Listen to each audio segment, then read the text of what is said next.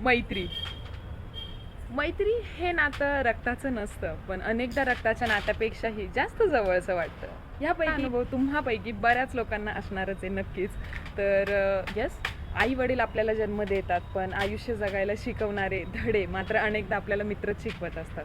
आपल्या आनंदात मनापासून अगदी अगदी इन्व्हॉल्व्ह होऊन हसणारा, खेळणारा आणि संकटातपणे खंबीरपणे उभा राहणारा माणूस म्हणजे खरा मित्र असतो.